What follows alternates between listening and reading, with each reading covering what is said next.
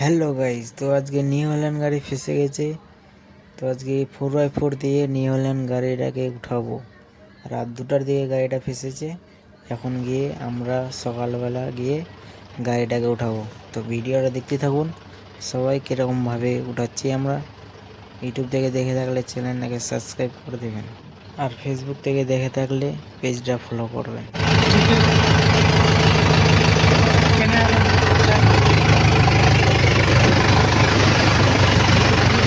নিয়ে গাড়ির এটার নাম বেশি